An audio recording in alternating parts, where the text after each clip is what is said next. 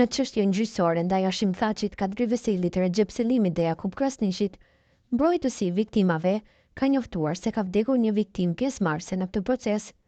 Sipas njoftimit të 14 prillit 2025, viktima ka kodin 317-06 dhe ishte pranuar që të marrë pjesë në procedura më 21 prill 2021, njofton betim për drejtësi.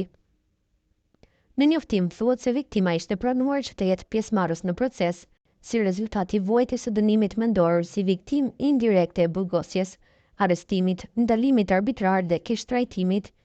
V217-06 kishte gjithashtu statusin e dëshmitarit në këtë çështje, thuhet në njoftimin e mbrojtjes së viktimave. Sipas njoftimit, mbrojtja e viktimave është njoftuar nga një i afërm i viktimës, se ka njoftuar sa i ka ndërruar jetë dhe se aktualisht s'ka ndonjë të afërm që dëshiron të vazhdojë në këtë rast. Ndryshe, zyra e prokurorit të specializuar më 30 shtator 2022 ka dorëzuar akt akuzën e konfirmuar të ndryshuar ndaj Hashim Thaçit, Kadri Vesailit, Jakub Krasniqit dhe Recep Selimit, e cila përbëhet nga 10 pika me akuza, ku këta të fundit ngarkohen për krime lufte, krime kundër njerëzimit.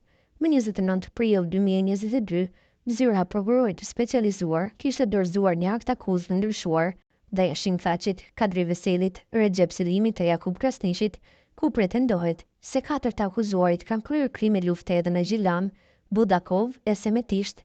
Më 9 nëntor të vitit 2020, në paraqitjen e tyre të parë, Jakub Krasniqi dhe Hashim Thaçi janë deklaruar të pafajshëm për akuzat që u vihen në barë. Njëjtë është deklaruar edhe Vesaili në paraqitjen e tij më 10 nëntor, sikurse edhe Recep Selimi më 11 nëntor.